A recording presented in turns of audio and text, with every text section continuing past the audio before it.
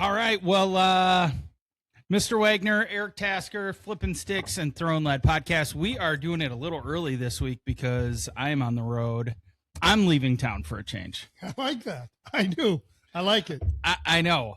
So we're doing it a little earlier this week. I'll probably put some of the clips out throughout the week, but I will release the show on Friday, as we always do, because that's kind of been the way that we've operated this show.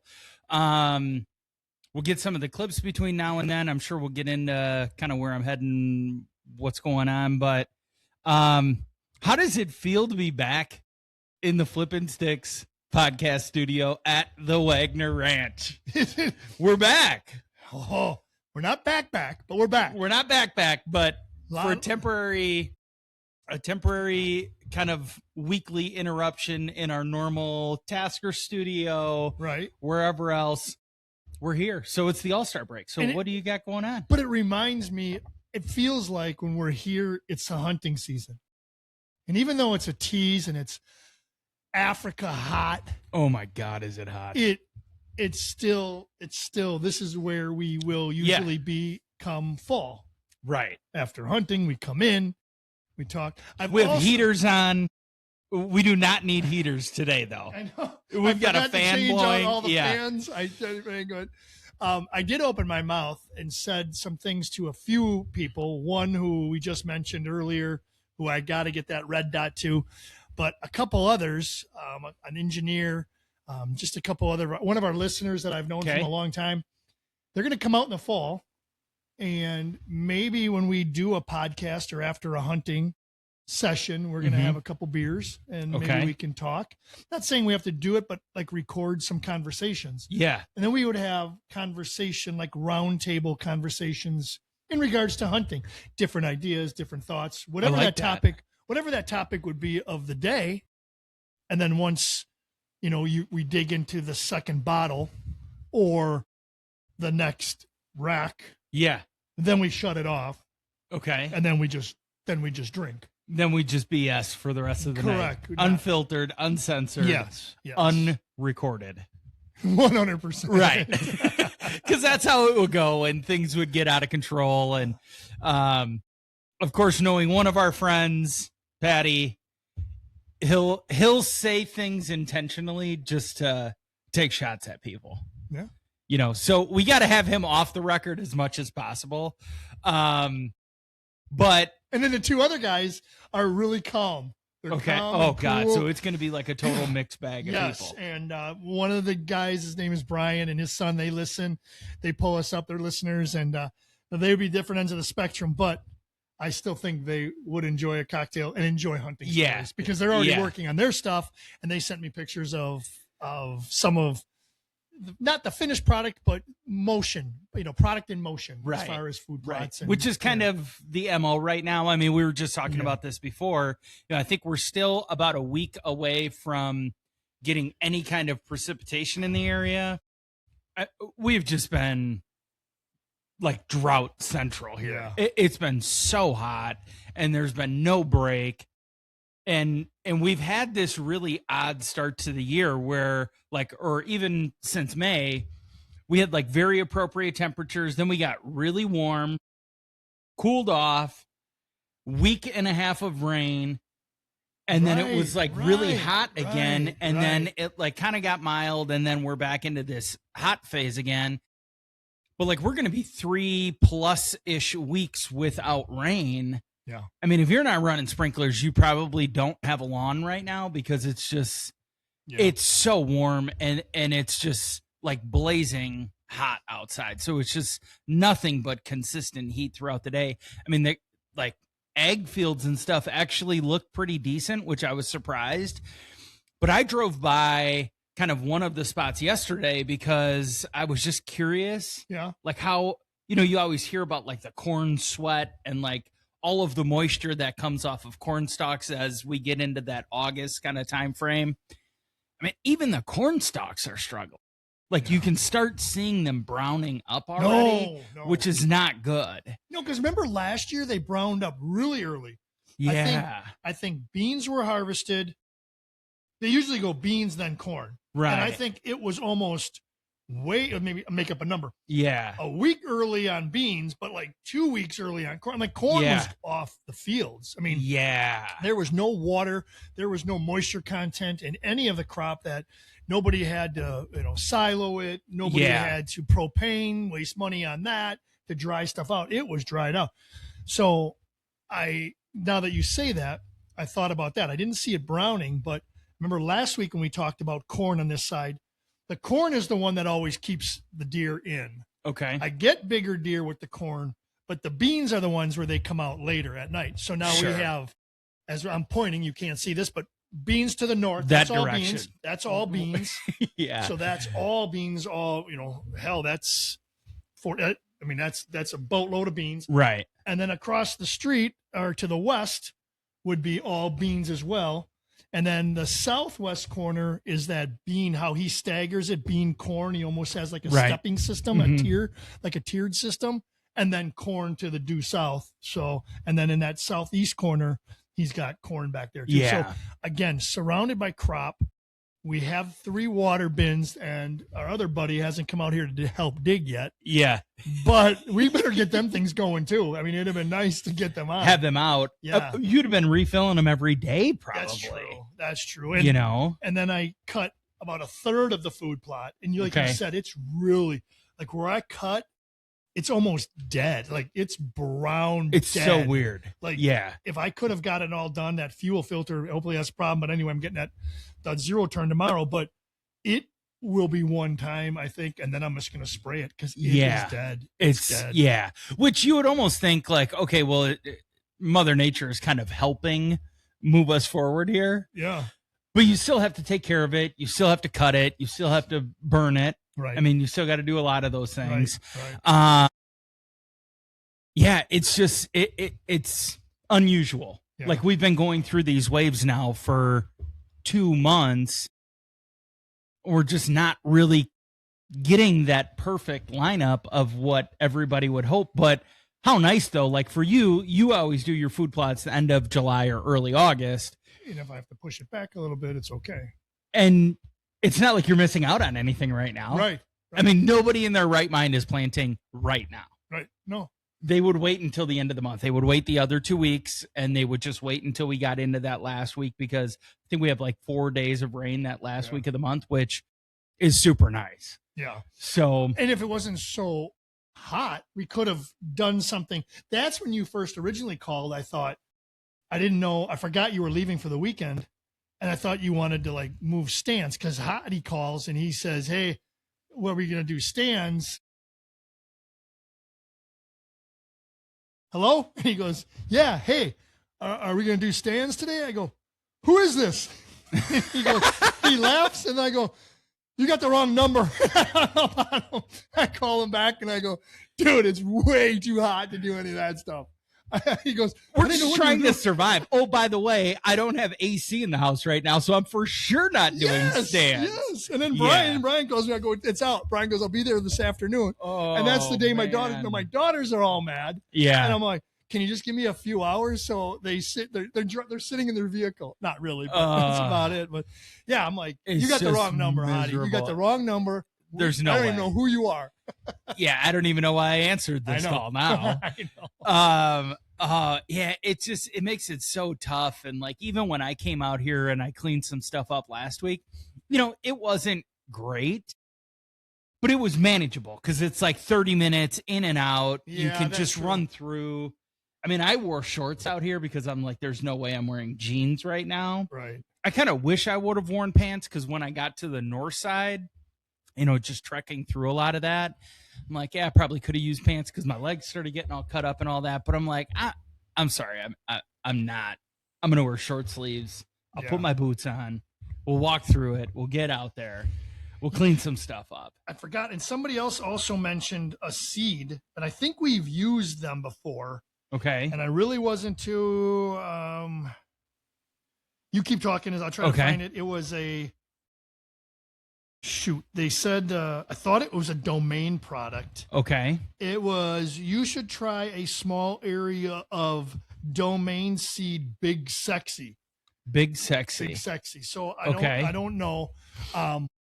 whatever we figure it out. But with me cutting, I am going to cut that plot in the north. Right. Just because everything is going to be dead. Okay. If we decide not to. And then I want to bring the tractor around. Obviously, before we burn, I have to have at least a 6 foot barrier. So we'll till 6 feet around all the plots and then burn what's in the middle. And then hopefully, but like right now, it doesn't even look like it. It is so bare. It is so bare. Okay. So you were just saying that now, just about like doing one area of this. Okay, so hypothetical here. We have to, one of these like seed partnerships don't work out. This is going to be behind the scenes conversation of the podcast, the business side of the podcast. One of the partnerships does not work out for the seed product companies that we're talking to. Okay. We have to go out and buy our own seed for this year. Because there's been so many challenges over the course of the last couple of years out here, would you ever entertain the idea of, we have not figured this out, let's do this in like phases or sections of the food plots, and we're going to buy a bag of this from Antler King, we're going to buy a bag of this from Domain, we're going to buy a bag of this from Whitetail Institute, we're going to buy a bag of this from here, and we're going to do everything that we need to do to maintain it. So like, say it's all clover or whatever it would be, brassicas or whatever. We figure out where we plant all of that and we do our own test on it. 100%. I think we should. Unless we're committed to somebody, I would be totally on board with that, because I think it would give you, there can be no better comparison than doing it that way, because it's not like the food plots are that big that we're going to be like 12 acres away. Yeah. Or we're going to have different soil, and we're going to have, it's all going to be in the same 1.5 acre food plot, that the soil is going to be so similar. Your wind, rain, sunlight exposure is all going to be the same. Yeah. I would love to do that. I think that would be really cool to do that, because it would answer some questions of, okay, we've tried this all of these different times. We're going to do the same pre-treatment to all of the plots. We're going to go out, we're going to get these bags, we're going to buy all these bags of different seed, and we're going to just like, however we want to identify that, we can identify that, and that way we'll know. Yeah. This year it was ABC Company, it was Wagner Seed Company that made the most sense for us. We're going to move forward with them every year. We have one of our buddies that literally took I think maybe not it wasn't a like 8x8 or a 4x8 sheet of plywood, but a 4x4. Okay. And they made their line, and they had a string on it. And they literally, when they put the seed down, they had the board up. And then when it came to the other side, they just flipped it over, and it was, so it was separated, and you could see it. You could see the difference. You get like a really heavy line right up against the board. One was darker, one was white. It was kind of neat. Actually, that's brilliant. I mean, if you got like even if it was like a painter's thing, like those painters, with the so it could be like 2 feet tall, but 6 feet long or 4 feet long or whatever, and just continue working that across with the hand spreader. Yeah. Okay. So I'm okay. So that's a great idea. That's an idea that we could explore for this year, and we can figure out how we would end up doing that, where we would get it from, what we would do. But I think that is such a foolproof way of, okay, all variables are exactly the same. Yep. I want to know, has anybody ever done that? I feel like somebody's had to have done that before. Yeah. Because what a great idea that is, Eric. Yes. But like when you, because like when you drive down the road and you see cornfields, right? Then I see like I see a yellow sign, and it says Agra Corn 8573. Right. Then the next row says blah blah blah. I mean, so right. I think the farmers do it. Yeah. Maybe the farmer just acquires a new piece of land. He wants to know what seed works best for him. Right. He gets it from the mill, and he varies it out. Yeah. So why can't we? And but then I always go back to how many seed companies we've used, how many have offered, and how come nobody is. Yeah. Nobody stepped like we're not at. Oh yeah, hey, X, Y, and Z company. Right. We have 700 acres of food plot. We're not asking for a $50,000 commitment from somebody. I mean, seriously, it's like, if we got, right. and I always overestimate. So really we're probably in the 5, and I always say the 7 acre range. Yeah. I mean, it's not like, well, what's our return on investment, or what will this be? What you're giving us a $50. You're gonna drone it. You're gonna shoot it. We're gonna follow it. We're gonna do all the production behind it. Free advertising, and it's gonna cost you a mass produced 30-pound bag. Right. I'm mind boggled by it, because everybody was so anxious in the beginning. Yeah. Everybody was so anxious. Yeah. And I think maybe part of it is I have a few follow-ups that I need to do. So any of our potential partners that are listening, it's maybe it's my fault. I'll take the blame for it. But it's just something that I think is such an easy way for them to be a part of it. And we would talk about them for 8 months yet, 6 months yet. So like I said, when I was talking to the guys over at the bank, everybody gives me their input. They always tell me what to do. Yeah. You do this and do that, do this, do that. And I'm like, oh, but it's just spinning. Too many cooks in the kitchen. Yes. Yeah. Everybody's got their thing that works for them. Exactly. And you know what, I'm just like, okay, here's the deal. We just got to find something. And I think the only way we are going to find something is if we do what you said. Yeah. Is doing a test of some sort like that. But we'll happily take a seed partnership in lieu of that for this year. 100%. Yeah, I didn't mean to do that, because I do know. I do apologize. I do know you're talking to people, and but I'm like, the people that we've already talked to, or not even talking to, but the ones we've used in the past. It was like, like come on, help us, help us.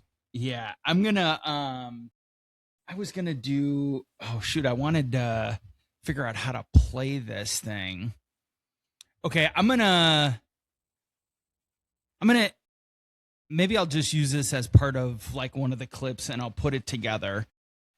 I want to transition into something. So I found a clip from Ted Nugent. He was recently on a podcast. He's a Michigan guy.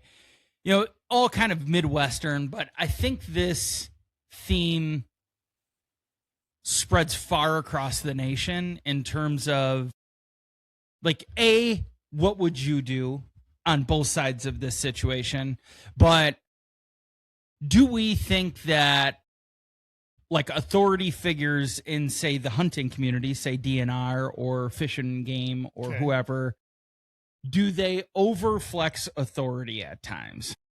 Okay. Like, is it because, you're out duck hunting or you're out fishing and they're always checking license? I get it. We got to be legal. We got to do all those things. But, like, you hear the horror stories of, like, this was so messed up. Like, when we were at the last HHA event, I was talking to one of the guys up in Canada, bear hunting, total, like, fluke incident. And it just, like, spiraled. They ended up getting it, whatever. So Nuge tells this story of a father and a daughter. She went hunting for the very first turkey hunting for the very first time. Shoots a gobbler.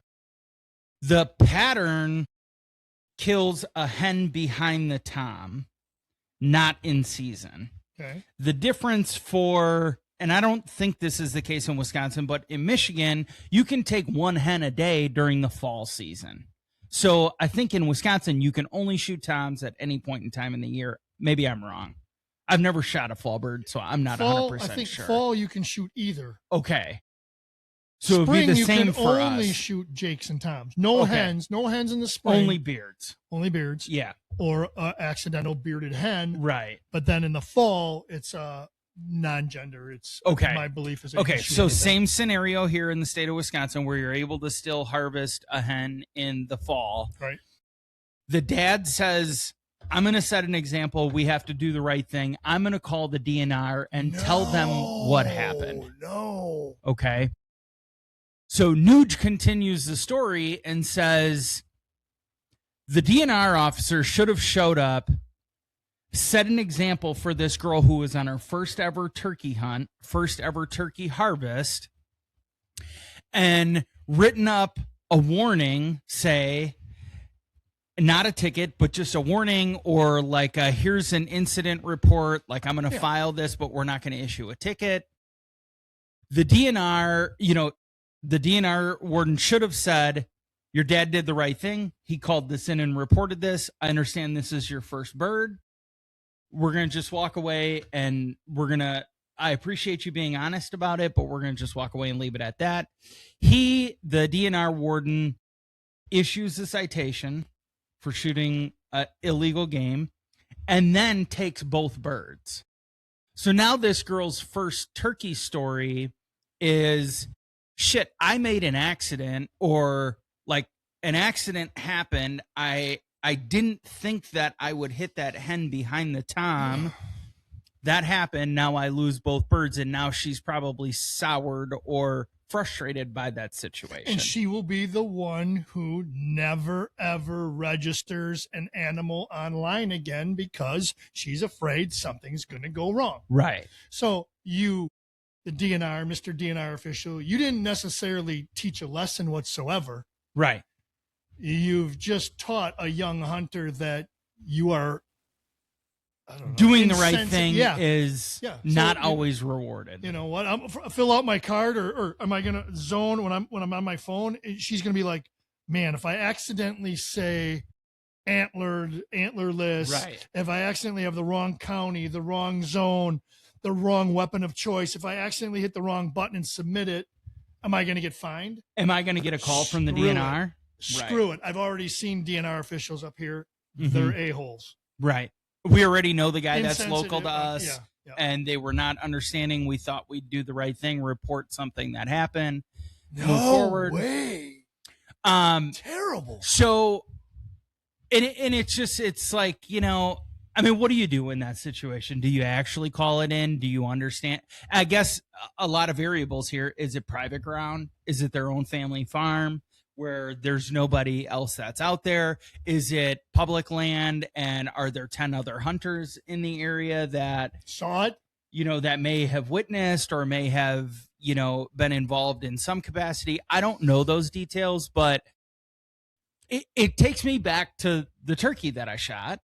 And I've already admitted this on the show, so it's not like I'm saying a secret. I registered the bird late. I registered it at like 5:12 or 5:17 the next day, when legally you're supposed to be before that 5 o'clock hour the following day. Gotcha. So I still registered it. I had no problems. They didn't call me. Nothing came of it. So I felt like I was doing the right thing.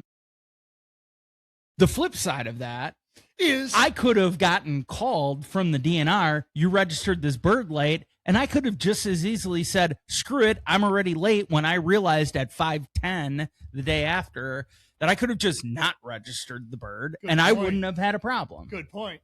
That's kind of what I'm saying. Right. You're 12 minutes late or 17 minutes late because, I've been doing this and running around. I'm my first bird. You were shot happy. The bird late. Nightfall is 8 p.m. during turkey season. Now it's like, next year or next time it's 5:05. Well, screw it. I learned my lesson last time. I'm not even gonna do it. I'm not gonna register it. Now we got wrong numbers. Now we got harvest numbers that are wrong. There's, like you said, there's a correct way to do it. And you as an official, you have to read the script. Yeah, read the room. Read it. Read it. Is this a poacher? Did this little girl purposely shoot that hen? No. Right. I mean, come on. Whatever. Well, and the pattern is not that big typically when your gun is like operating correctly. So, she's young. It was her first bird. She was super excited. Everything kind of fell into place. I mean, hell, I know how that feels now, because it's like you get into that situation. When do you shoot? When do you not? I mean, and I probably would have waited, but as an adult, you have better judgment on some of those things. But what a terrible first experience for that girl, that's how it unfolded. Trying to do the right thing, trying to be responsible, misfortune happened. I'm fessing up to my mistake, and that's the outcome of it. So not only she doesn't get the bird either. But then you have to know your target, what's behind it. I mean, I understand all of the firearm safety, Right. hunter safety class. I understand those things, but have it. Come on. Right. You know, just, yeah, that sucks. And it's very different. I'm not even going to ask you the question of how would you approach that, because I don't need you to confess to anything that you would do. But, you know, it's tough because say you are on a private parcel or you have a family farm or you have whatever at your discretion, a lease, or you could easily just walk away from that and never tell that story again and not have lost the bird, not have gotten a ticket, not have gotten a citation. I don't know what the citation ended up being. It was just a super short clip, but I'm like, that drives me crazy because it probably happens more than we think. And it's not always the poaching ring in Allenton where these guys shot 138 bucks in a season. It's those little misfortunate things that could and should be easily forgivable. Yeah. And I've heard of stories in a while back where guys have picked out the bird and another bird walks. I've heard of guys shooting two toms. Again, I don't know how it, I mean, this was back in the old days, right, but I don't know how it was registered, how it was. Maybe they just took both birds and only registered one. I don't know how they did it, but it makes you double think if that's the way it is. And it's frustrating. It really is. It really is. And just how unfortunate for that little girl, because like you said, moving forward, how do you approach all those situations now so differently than if that conversation went a different way? Yeah. Hey, Dad. Hey, hon, you want to go? We're turkey season this year, December 10th. Let's apply for our tag. No, Dad. Right. No. I'm good. Or that's the worst case scenario, is that she walks away from hunting. You just lost a hunter. You lost a youth hunter, a female youth hunter who would have been a lifetimer. Right. And now you've just soured it. You've soured it. Yeah. It's just, it's really unfortunate. Okay. Let me, that was, I don't know if you have any further thoughts on that, but that was just one that I thought we had. And I just saw that and I'm like, you know what? That is definitely one that we have to talk about. Yeah. Okay. So I have. Oh, do you have a topic for today? Like, what's our controversy? I do. I'm about to read it to you. Okay. So I guess the general philosophy of this is if you can't shoot past 40 yards confidently, you shouldn't shoot at 40 yards, period. So if you can't shoot beyond a distance, you shouldn't be shooting at that distance. Okay, so I'm going to take it just a step further just to make it a little interesting. I think that let's rephrase the question. Should we have a proficiency exam of some sort to earn your archery license? Oh.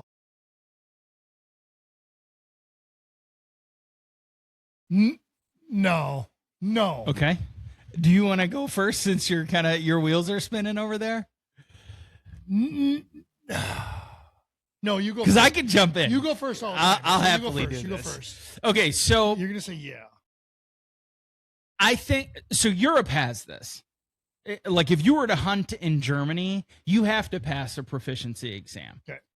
It's so typical of Europe, though, because there's so much bureaucracy. There's so much garbage you have to go through in order to do anything.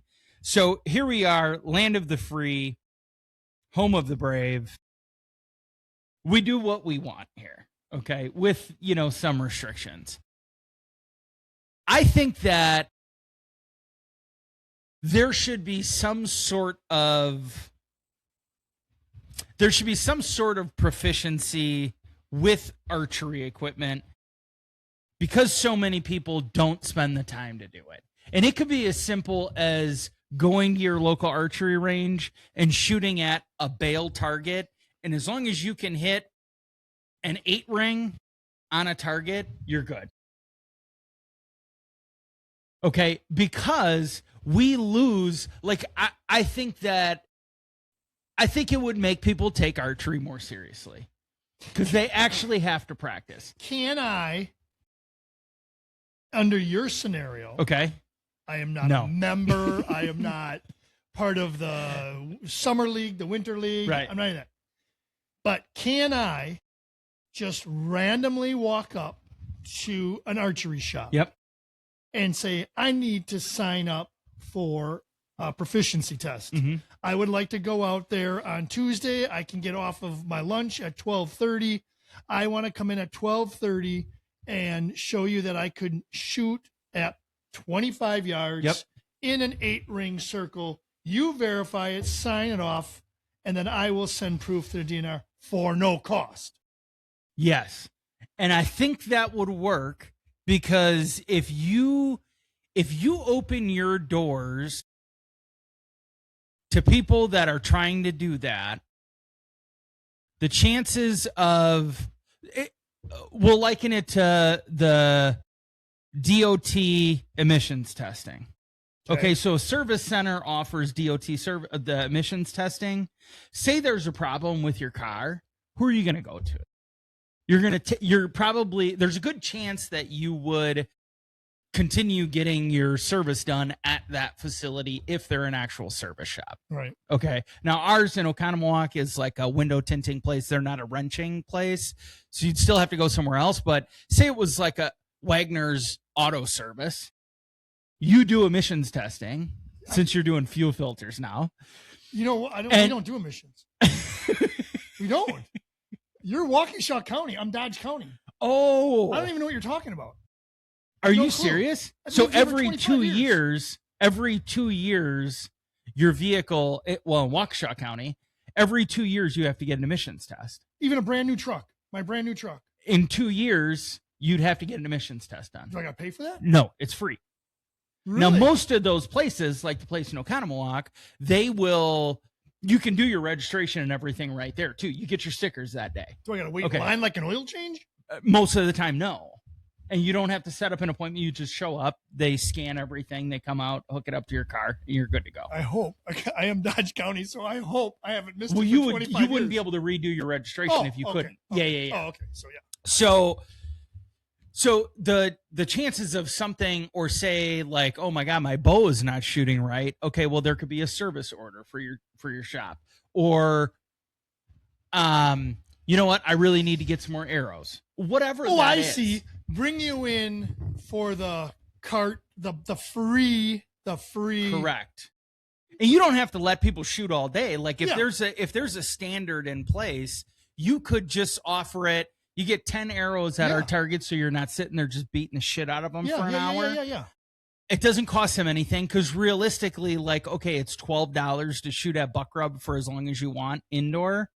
Okay, so it's $12 they're saving. But if one of those people has to buy a dozen arrows, that could be $250 right there. Okay, so I think of it that way, and maybe they have just a target that they can put out. It's a DNR certified 10-ring target, whatever. And they roll that out. This is for testing. And it doesn't have to be at 40 yards. It could be at 25 yards or 20 yards or like a very reasonable distance. Yeah. And offer that. 100%. Okay, I get it. A lot of people would be pissed about that, but say it's valid for 10 years. Okay, so every 10 years you'd have to do that, or every 5 years you'd have to do that. Okay. Whatever that is. But you have to at least show up, put the work in, and try and shoot your bow so that you know, like, hey, if I go in and I shoot and I'm not proficient, that's a problem. Okay. I'm glad you went first because I changed my mind. I sell things. That's what I do. Now, I know that a lot of people will be mad about that. Yeah. Well, you don't have to. On my back pipe. There ain't no chance. So that's just my thought, because I think more and more you hear about, well, first of all, there's people that drive me crazy that are like, I'm only going to be shooting at 15 yards. That's the only area that I have. I'm going to just shoot at 15 yards at a bale in my backyard all the time. I'm going to shoot at a block target, not even shooting at a 3D target or a deer silhouette or whatever. and they don't spend the time to shoot at farther distances to grow their confidence at shorter distances. So like if I want my sweet spot to be 20 to 25 yards, I'm going to shoot the hell out of 40 to 50 yards. So 20 to 25 feels very, very, like you don't even have to think about it. Yeah. And I think it would elevate the proficiency of hunters across the state. I get it. It's an extra step. It's more bullshit you got to deal with. I think that's a very valid thing to ask of people, to reduce the non-lethal hits on animals. And if you have done this and you have gone to, let's just say, a buck rub, and you've done that, when you register, you get $2 off of your archery tag for that year. Okay. There's got to be some incentive for somebody to go, and I say this because I believe it's true. Right. What is in it? If I have to take time out of my schedule, what is in it for me? And I believe that's how, unfortunately, so many people think. Yeah. You know, we aren't in a society anymore where we just do things. It's, well, what are you gonna do for me? Right. You know, I'll like my daughter. Hey, I go, can you just go down to the mailbox? What do you? Can you get me? Can you go to Jimmy John's then? I go, what do you? Just because you go to the mailbox. Why do you get a sandwich? Right. Why do I gotta walking do to the that? mailbox? Exactly. Can you feed the dog? Oh, then can you help me with the dishes? What? No. Just do it, please. Exactly. Yeah. Exactly. Yeah. So I think that, I don't know what the incentive based would be, but something that, and I say, 5 years or 3 years, something like that, I think it's feasible, where at first I was no. Mm-hmm. So you talked me into it. Yeah. Good job. Okay. So what were you going to say before? I was going to say the reasons why I didn't believe that, unfortunately, people don't have the time to go and do it. You go through a hunter safety course, obviously, with a firearm. You've done it. You've done that. There's no real hunter safety. Time. It's the reason why people don't practice as it is. People like me don't practice as much as you, because I don't have the time. Right. Can I make the time? Yeah. But I'll do this instead of that. If you have an incentive-based program of some sort, I think people find the time. Yeah. I know that sounds selfish. Yeah, and I totally understand that. What do I get? Or what does that person get? Right. And how much effort is it going to take for what is the reward? Right. Like, is it, okay, maybe I'm the anomaly. Most people are going to an archery shop at some point leading up to the season. Yes. I got to buy more broadheads. I got to buy more arrows. I need to get arrows cut. I need them refletched. I need them whatever. How much of a time commitment is that going to require of me for what is the output of that effort? Yeah. Is it an hour of my time and I get $5 off my hunting license? Do I get a $10 gift card for the pro shop? Do I get a free range pass to come back whenever I want? What might that incentive be for the effort that I'm putting in? And I know it sounds bad, but I think that's what the general public would expect. Right. Would expect. Yeah. Yeah. I don't know. I mean, I think that we've come to a point where everybody's lives are so busy. How do you find time? Like, for me, it's a stress reliever.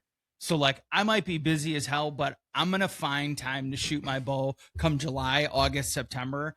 I'm going to find time to shoot my bow because I have to. Like, it's just a good, like, mind clearing thing for me to do. So I will find the time. That's me. Yeah. I don't find time to play softball Wednesday nights. Right. I don't find time to go bowling on Friday nights. Yeah. I don't have time to go, or I don't find time to go shoot at buck rub, but I shoot right here in my backyard. Right. I will come here, have a cocktail. We'll put a couple steaks or burgers on the grill, and then we will shoot. Yep. So now all of a sudden you're taking, I'm just saying me. Yeah. You're taking me, and I have to now all of a sudden, I have to wait. I can't do what I've been doing.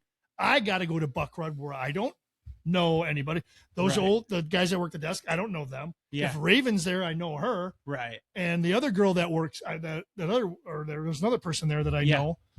But other than that, now I'm going out of my way. That's what I mean. Right. And I think, well, look at you. If you didn't have buck rub, you'd be shooting in your backyard every day. For sure. But Yeah. you have that, you have that time. You go or a bowling league or a softball Right. league or a hunting or a bow league or trap league. I don't have. No, trap I league. totally get it. I just think that we've gotten to the point where we are so busy that maybe that's why crossbow numbers are getting so much significantly higher, because you can pick it up, shoot it, and you really don't need to practice with it. I mean, you got to shoot one to make sure that it's on. Yeah. But, scopes come sighted into 100 yards, and you're pretty much free reign to just go out and hunt with it. Yeah. I mean, and go from there. So with Kaz, when we went over there, and remember when I snapped the limbs? Oh, limbs yeah. Snapped. So they replaced it, which is great. And then I shot, and you're like, that was before the season. And I bet you I shot in that short range. Boom, we made sure that the operation worked in the short side. I maybe threw before, probably less than 15. Yeah. I shot I got 6. I shot maybe 3 6. Maybe 18. I might have shot 18 times on the crossbow. And I bet you I shot. That's so crazy. Because it's like, you think about that, like comparatively, if you spend an hour shooting at a target with your bow, like I get it, not everybody has an hour. So maybe it's 15 minutes or maybe it's 30 minutes that you get, 3 times a week. Even in that 30-minute time frame, that could be 30 arrows just in 30 minutes. And you're saying, maybe it was 15 to 18 right around there for that. And I'm not saying that to be like, what the hell, Wags? It's just, you also don't have to, because everything's on. Like, you don't have to worry about your like tilt. You don't have to worry about dialing your pins. You don't have to worry about a lot of that stuff with a crossbow where you do with a compound. And that's where I am like, I've hit deer, I've wounded bucks, and I have felt like shit for weeks afterwards. And I don't want to go back there. So I will spend the time because I want to, I enjoy it, but I don't want to have that. But I'm not saying that to make you feel bad. I'm just saying you don't need that with a crossbow. No, but with my compound, like, we'll come out here and you've seen my blocks. Yeah. So they're sitting up there and I'll maybe shoot 6 and it's always at 30 yards. Yeah. I'm always at 30 yards. Okay. So, remember we still have to talk to Chris about this. Yeah. But mine goes like, I have a 30 and then it's a double pin, but it's 30 and 22. It's It's not the HHA one yet. I haven't gotten that yet from him, or I haven't gotten back to him. Yeah. It's the bullfrog, or what was that called? Or boss hog? Spot hog? Spot hog. Yeah. And like they'll go, they go, what is that? And I'll shoot maybe 6 arrows. Yeah. And then I'll leave them in the target. And then I'll come back later or the next day and I'll take those 6 out. Yeah. And then I'll thump another 6 and leave them in there. And leave them in there until the next time. Yeah. So I don't shoot like, what do you shoot in a round? What you said something like I probably will shoot 48 out of 50 or so. What'd you say on the outdoor range? You said you were. Oh yeah, I think I shot 255 out of 280 was my score. And that's you shot 208. No, points. How many? So that's 28 targets. 28 targets, and you shoot 2 at a target or 1? Just 1 at each target. So it's a 30 arrow round. So it's a 30 arrow round. Oh, okay. And then I'll shoot 6, and then I'll wait the next day and shoot 6. You shoot 30, and then yeah. But I would say a typical, like, if I shoot in my backyard, it's between,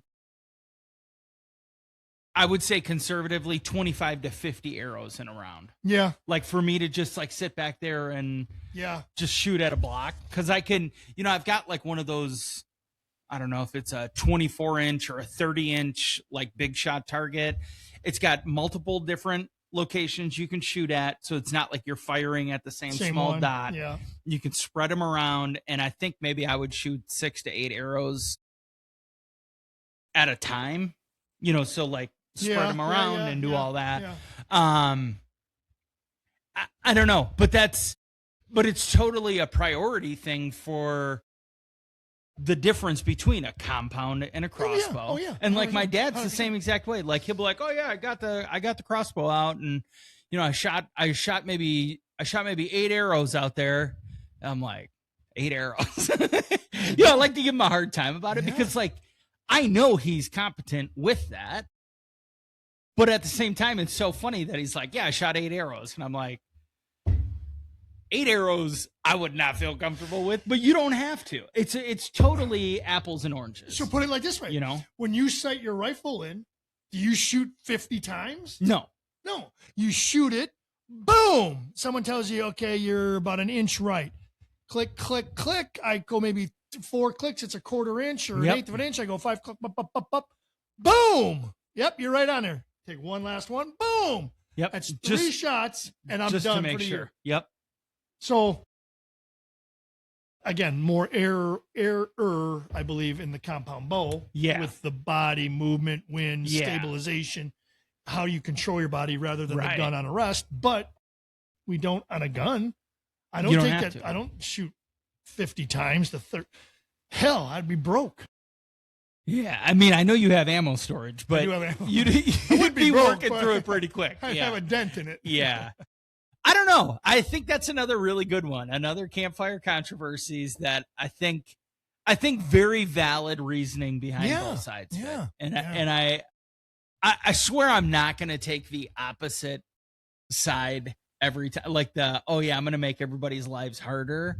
I would like to present some points that kind of challenge people and like think about it in a different way. Like how many people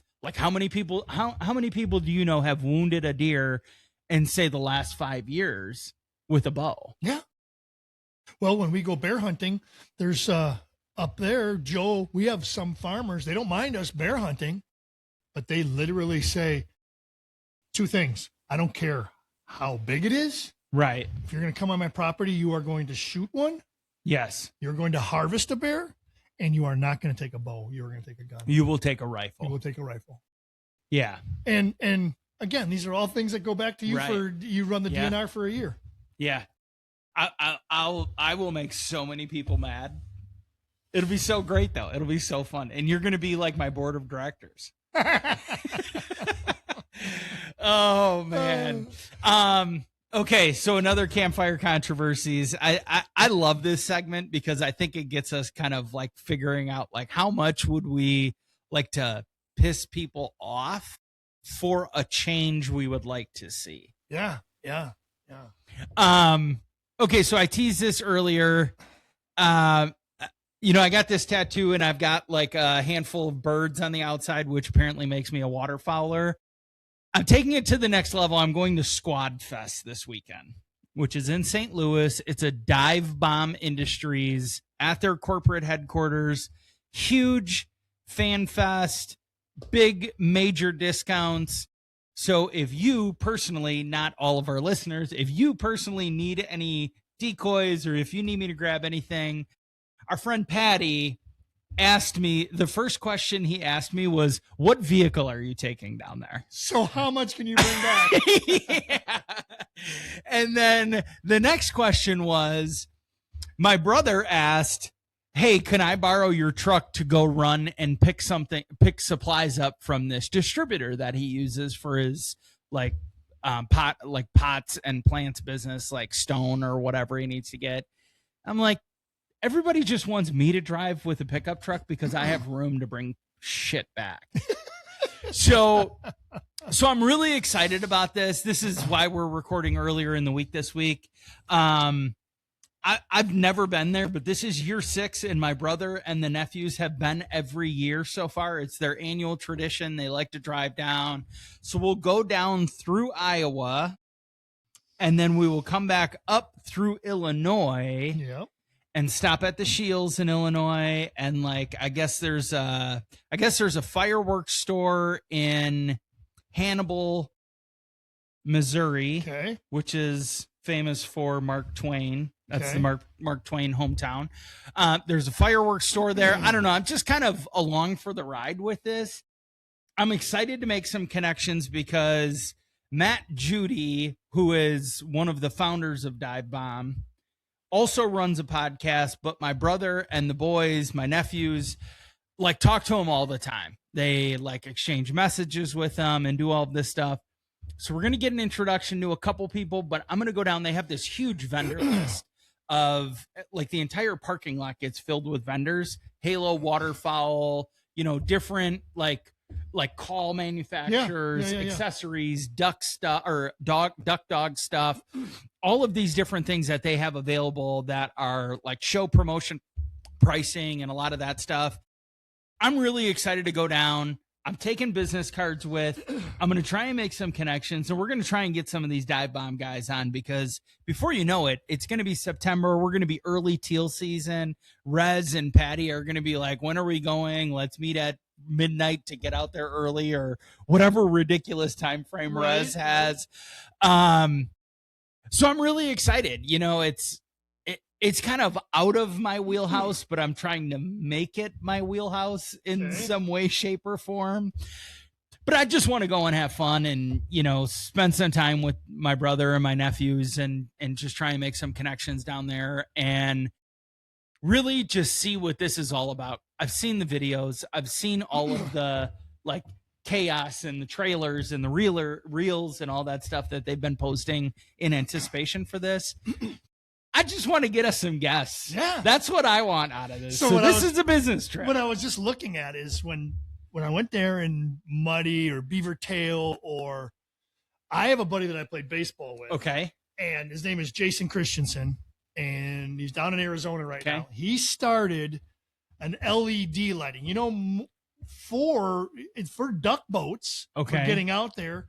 But also like carp fishing boats, for bow fishing and stuff like that. So it was called Rigid Industries. Okay, and he sold to a racing company who bought it from him. But when I was there, their boats, I thought they were beaver tail boats, I believe, or with the long mud motor on it. They had all Rigid Industry lights on it. Nice. And that's when I talked to him, and he said, "Yes, I know your buddy. I know you played with him. This is this and that and that." And then he sold. Okay. And he made millions of dollars, and he probably rode off in the sunset. And he lives in one of the many business opportunities that you missed out on. But he's gone through a lot of things, and so many people have come up to you, "Hey, you want to try this?" And whenever I say, you should always say, if I say no, I'm buying in. Double up. Yeah. Because it always succeeds. I'm in. Oh, man. It's down. But it's called Rigid Industries, and they do a lot of those LED lights. Nice. A lot for bow fishing now. Okay. Obviously, but a lot of those birds, because there was a waterfowl type something at, I believe it was at State Fair, maybe. Okay. Well, and now they've got the waterfowl and upland bird at the Sunnyview in Oshkosh. Okay. So, and I think that's August. Okay.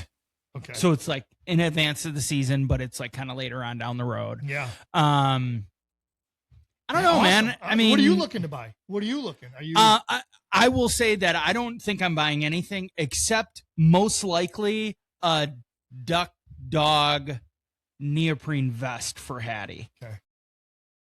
I know I've told this story before. So we had her up north for at the in-laws for the 4th of July. First of all, she's terrified of fireworks, so she's not a gun dog. The second thing is, all I wanted and all Sherry wanted was to buy a dog that I could maybe convert to a hunting dog. Swimmer, all of those things. Like, all I've ever wanted is a swimmer.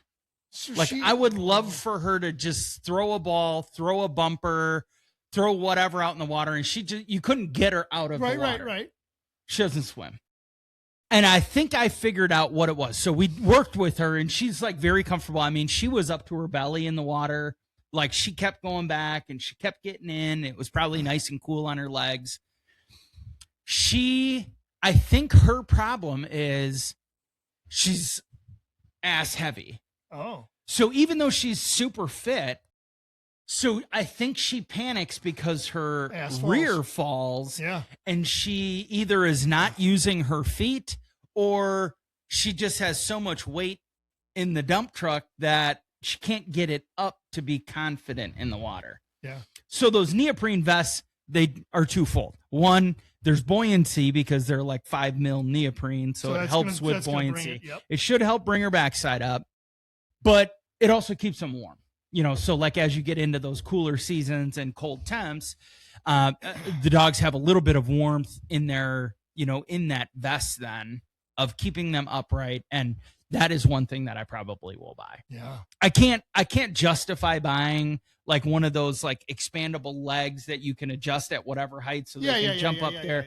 Because I don't even think she's going to be doing this. Right. I feel very good and comfortable in the fact that she's great at shed hunting. She loves going out shed hunting. So I will run her hard January, February, March, looking for sheds. And I'm not quite there yet because I think what we're going to do is we're going to actually like send her off for professional training, like at one of the like boarding places for like a month. I will pay the money to get her to be a swimmer because we would go all the time. Yeah. It would be so worth it if we could get her to a spot where she was comfortable. Yeah. I just don't know how to do that. Yeah. With her. It is weird because dogs do that. My golden now was just over at my brother's yesterday. Yeah. He'll go in the wading pool, but he won't jump in. Sure. My other golden Slider, he'd be dead asleep and I could whip a stick and it would land at the end of the pier, and in a dead sleep, Slider would wake up, boom, he gone, and he'd jump. And he get it. God, I want that so bad. Then I go, Slider, get over here. And then he'd come in, and he comes in, and he's like stepping on the stones. Yeah. And like he'll stop. And I'll be like, come here. Like is he fishing? Like he chases fish too. Right. Yeah. But sometimes like if a big rock is down there, like it pisses him off. Yeah. So like he sits there, and I'm like, are you fishing?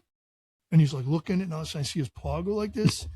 And he literally, have you ever seen this? No. He literally takes his whole head and he goes underwater. Oh my God, I want that so bad. And he picks up the rock and he comes up on the shore, drops the rock, shakes off, and then goes sits down. Oh, that's so great. He'll try to catch fish. He doesn't catch fish, but he's found out that rocks don't move like fish. Right. So he can catch those. He literally go. I mean, I'm talking, catch those. Like he'll go underwater. And then, oh my! And then all of a sudden, sometimes he can't get it, and he'll go like he'll hold his breath, and he goes to the next one. It's like, oh, that's so awesome. This guy, he's afraid to like step in it. Yeah, isn't that so weird though? It is. I don't know. Yeah, it is what it is. I don't know. We'll see. But that is one thing, because I already have nice waders. I have my waders. I have this really nice shotgun that I got last year, so I don't need a new one of those. That, is there another raffle? The raffle is the foundation. Okay. The Lake Country Foundation is currently underway. Okay. 5 guns. I don't have the information with me right now. I will get it, and there are 5 guns. We did have a couple listeners. I apologize. I have his number on here. We did have a couple listeners that did buy tickets. And unfortunately, we didn't win. There's only one person in our group that won. And the gun feels like so light. It's like a baby gun. Isn't it crazy? Nice. It's like you pick up your shotgun, the red dot shotgun, and you're like, this thing actually might need wheels. It's like an old school Civil War cannon. Yeah. It's like, did we just roll this out? Like, I mean, it's so bad. But anyway, yes, the Lake Country Foundation I will get that information out for next week. Yeah. And if anybody wants to do it, we'll get into it, and hopefully it'll be our turn to win one. Yeah. But again, it is $100, 200 tickets. Again, I know, but it's good for the foundation. I believe there's only 200 tickets sold at $100 a piece, but there's only 5 guns. So I understand odds you don't like that, but there's always that random chance. Right. Will we sell 200? I don't know. The raffle still goes off all 5 guns, regardless of how many, but it will be capped at 200. Last year, we gave away those guns. I think we only sold like 123 tickets or 113 tickets. So I had really good odds last year. Yeah, you did. Okay, so if you want to buy tickets, either why don't you just send me an email, yes. Eric, ERIK at back40mediallc.com. I think that's probably the easiest way to do it instead of trying to like filter through DMs and all that stuff. And I will get you the list of rifles and guns. And we'll post something and about shotguns, it. We'll post an actual link for that, and we'll kind of go from there. The odds are okay, but if you're lucky, you might come home. You might turn $100 gamble into a $1,200 shotgun. You did well. You did well. And it actually didn't cost me any money because I had money in my Venmo account. So like free money. It was free money. I actually turned nothing into a $1,200 shotgun, and I didn't rob a gun store. It is so nice. And it's so great. You got it. Everything. You got your turkey choke. You can take that out. Yep. I got my waterfowl choke. I kind of got everything that I need. It That's shoots Frankie, high, right? though. It was a Frankie, yeah. Yeah. That is so light. It was a nice light shotgun. So nice. You know where I really benefited from that was when I went chasing birds with my buddy Heller out west of here. It was a total game changer because you just throw it over your shoulder and it's like nothing's even there. Yes. You know, it's so nice. Where do you come out? You were gone this year, but where do you come rabbit hunting with that? For the rabbit hunt. For the rabbit hunt, it's so nice. that light gun will just be like, boom, boom, or you see a tail bouncing. Well, but also just keep in mind, I'm not a great shot. we're not good shots, but we throw lead. Yeah. I mean, I got that whole bucket of 7 3/4. Right. Right. I got that field shot that we just blow it up. Okay, well, I don't know. You got anything else, or should we just plug our sponsors quick? Plug our sponsors. No, nothing. As the heat kind of goes away, we'll be on top of things, and hopefully I'll get them all cut and burned up and killed, and we just gotta get going. We're getting closer to that first week, maybe that. I know, because what are we August. actually? So it's the 15th today. I know it's not airing today; it airs in a couple days, but I got maybe 2 or 3 weeks. We got to get something rounded up. 6, 7, 8. Is the opener for bow season the 12th or the 19th? I think it's the 19th, right? I think it is the 19th. So we are officially 1, 2. No, 2, Wisconsin 3, Bow and 4, Archery Crossbow opener for the 2026 season begins 7. statewide on Saturday, September 12th. We are 8 weeks September 12th out from the opener. Wow. We got a lot to do. We got a plant. We got enough stands to do. I picked up ratchet straps for us. So I got all ratchet straps. So we just have to replace those. Okay. Make sure everybody's sturdy. Good to go. Clean out I'll take the little portable shop vac, and we got to clean out the rednecks. And the ground blinds, we can take the ground blinds out just before snow so we don't ruin them. Yeah. But they can stay for now. And we got to trim some lanes. Yeah. Get out there. We'll bring all of our tools out and get a couple guys out there, try and safely remove that double man from the 40-inch wide tree that's on top of it right now. Well, I want to just plug our sponsors quick, Charisma Customs in Delafield. Boy, how nice is it having dark tinted windows and a remote start right now, because you cannot grab your steering wheel in this weather. You can't get in and be able to do that. Tell them we sent you. I'm sure they will take care of you. Ask for Chad or ask for Kyle. Those guys will make sure to get you scheduled. But window tint to protect your interior, heat reflection or heat dispersion for these really, really hot days. But then also, their remote starters that they have nowadays are so nice that you can start it from literally 3 miles away. So even if you're at an event or you're at the office and you don't park close to where your vehicle is, super nice to be able to have a remote start at this point in time. Such an underlooked thing, because everybody always thinks about remote starters for winter when it's freezing cold, because nobody wants to get into a cold car. They can manage the heat better. You know how nice it is to not get into a really hot car or a really cold car? It makes the world of difference. And then also just the UV protection from the sun rays, because it's just so brutal right now. Did you see how I have the tractor, the seats tilted? Okay. Because I left the seat down, just regular, parked the tractor and wasn't thinking of it. sat down, burned my ass. Terrible. Oh, yeah. I'm like, ow. I dumped a bottle of water the next time I went out there because I burned my ass once. Did it steam off? Did it boil? It was like I poured the water on. By the time I put the cap on, the water, there's just a couple little grooves. The water was gone. Oh my God. So then I just took it, I rubbed it out, or and then I sat down real fast. Yeah. I'm like, oh my gosh. In typical guy fashion, I have these shorts that I use that I do all my yard work. I do all my construction projects. I do everything in these shorts. Well, I was putting my leg through the short leg one day and I blew out the ass on them. So I have this huge tear where you can see my boxers underneath. I sat on the lawnmower with that. And it's you know how boxers are. They're so thin. I thought they were going to melt to my legs. It was terrible. But yeah, so that's one thing that you can help prevent with. And then I believe we are we 2 weeks out? I got to look at the calendar again. As I just we ordered are my 2 weeks out. Oh no. Next week is the next HHA event. That's the one you're going to. I'm going to that one. Yes. And we have 2 listeners. Thank you guys for reaching out. 2 first responders, Madison area law enforcement guys. Good. That are going to be there. I'm going to meet those guys on Friday next week up in at the HHA headquarters.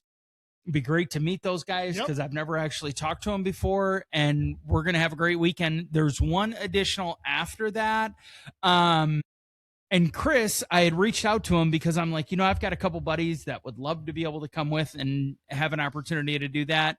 It's probably too late at this point, but if you guys are interested and you're not a first responder or you're not law enforcement of any kind, reach out to us and we can kind of fill you in on the final date, which I believe is August at some point. They may or may not have openings, but I'd love to bring somebody else along for this last event.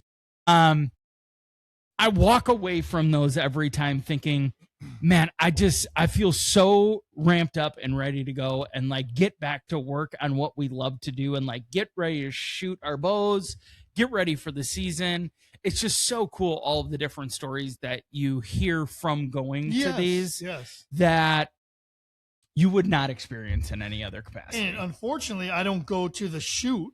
I just go to the whatever we did. Yeah. So you got to meet a lot of more people. Even just going for that little bit of time that I'm able, just conversation, just watching people talk about the same thing, common. It's just a great, like we've said before, it's just a great industry. And what a great way for first responders to be able to meet other first responders or veterans that have served, have given back to our country, and protect our communities that, you can't beat around the bush. They've seen some stuff that they're able to bond over and to be able to have that immediate respect for one another. It's so great to see that. And I don't feel like I'm worthy of being there, but at the same time, I'm so grateful for our partnership that we have, that we're able to get there and be able to do those things. So reach out to us and let us know if there's anything you would like us to hear about in the campfire controversies, because I got a boatload of them, but I'm sure there's some things that people would like to hear us give feedback on, and give us what your thoughts would be. And we promise that won't shape our feelings on it, but we'll always take listener input. Yeah. That's what it's about, right? Yeah. It's about opinions. So what else? Anything else, or can we kind of wrap up the show right there? Wrap this up. We got HHA, charisma, everything. Everybody's great to us. Everybody takes care of us. Yeah. We were just mentioning dates for next year's ATA show. Yep. Hopefully we wink, get invited. Yeah. So again, it's all of a sudden, like you said, we're back here in the barn. No cocktails yet, no hunting yet, but 8 weeks away, and we'll be right back at it. I know. It's crazy, man. Okay, for Paul Wagner, I'm Eric Tasker, another episode of the Flippin Sticks and Throwin Lead podcast. Find us anywhere you listen to podcasts. We always try and post the link to our website thing where you can go to all of our shows, but available anywhere. We also do the video podcast as well, which you can find on YouTube under Back 40 Media. Pretty easy to find. We've got a whole playlist of all of our shows. But Mr. Wagner, it feels good to be back over here. Sounds good. We'll see you next week.